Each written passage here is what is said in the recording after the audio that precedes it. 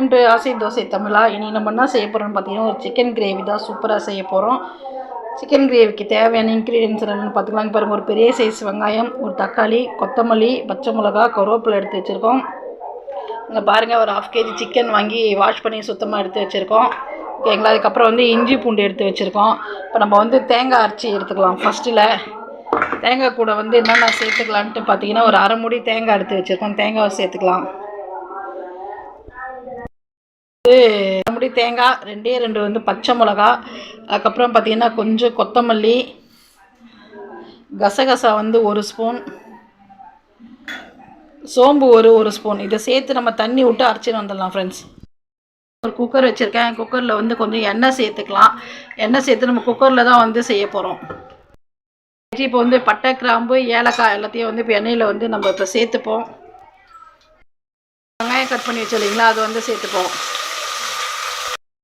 கருவேப்பிலை சேர்த்துக்கலாம். 2 பச்சை மிளகாவும் சேர்த்துப்போம். இதை சேர்த்து வந்து நல்லா வதக்கும் ஃப்ரெண்ட்ஸ். அப்புறம் வந்து நம்ம இஞ்சி பூண்டெல்லாம் சேர்த்துக்கலாம்.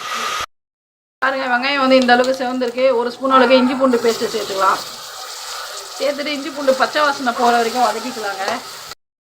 பாருங்கள், இஞ்சி பூண்டு வாசனை பொழிச்சு இப்போ நம்ம தக்காளி சேர்த்துக்கலாம். அவ்வளோதான் ஃப்ரெண்ட்ஸ். தக்காளி வந்து கொஞ்சம் நல்லா வந்து வதங்கட்டும். அதுக்கப்புறம் பார்க்கலாம். கொஞ்சம் இதில் உப்பு சேர்த்துக்கலாம் ஃப்ரெண்ட்ஸ்.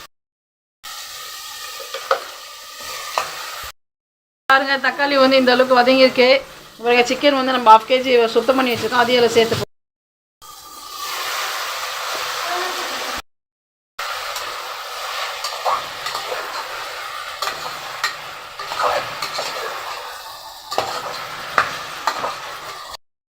இப்போ வந்து ஒரு 1/4 ஸ்பூன் மஞ்சள் தூள் சேர்த்துக்கலாம்.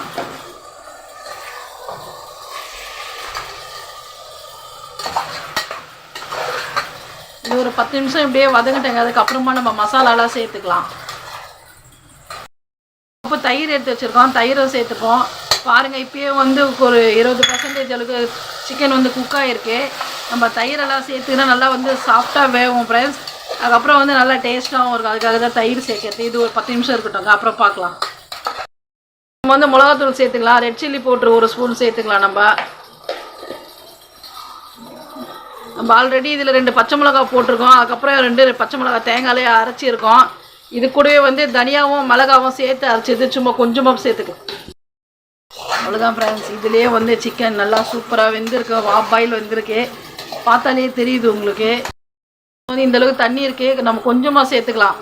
அவ்வளோதான் ஃப்ரெண்ட்ஸ். தண்ணி வந்து திட்டமாக போதும். அதுக்கப்புறம் நம்ம வந்து தேங்காயெலாம் ஊற்றணும். அப்புறம் பார்த்துன்னு சேர்த்துக்கலாம். நம்ம ஆல்ரெடி போட்டிருக்கோம். அதுக்கப்புறம் கறி வெந்ததுக்கப்புறம் பார்த்துட்டு சேர்த்துக்கலாம். இப்போ நம்ம வெயிட்டு போட்டு 3 விசில் வந்ததுக்கப்புறம் பார்க்கலாம்.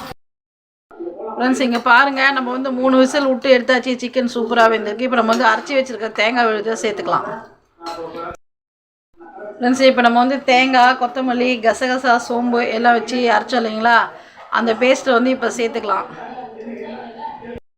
வந்து மிக்ஸ் பண்ணிக்கலாம். தண்ணி வந்து நிறைய வைக்காதீங்க, மீடியமாக வைங்க தண்ணியை. ரொம்ப தண்ணியாக இருந்தாலும் வந்து குழம்பு டேஸ்ட் இருக்காது. நம்ம எந்த அளவுக்கு மசாலா சேர்க்குறோமோ அந்த அளவுக்கு தண்ணி வச்சுக்கிங்க. இங்கே பாருங்கள், பாதி லெமன் ஜூஸ் புழிஞ்சிக்கலாம்.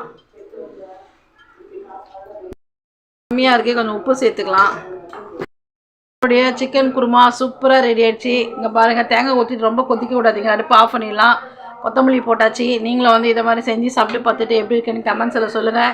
இந்த வீடியோ உங்களுக்கு பிடிச்சிருந்துச்சுன்னா லைக் பண்ணுங்கள், ஷேர் பண்ணுங்கள், கமெண்ட் பண்ணுங்கள். ஆசை தோசை தமிழா சேனலுக்கு சப்போர்ட் பண்ணுங்கள் ஃப்ரெண்ட்ஸ். ஓகே, பாய். இதோட வேறு ஒரு ரெசிபியில் பார்க்கலாம்.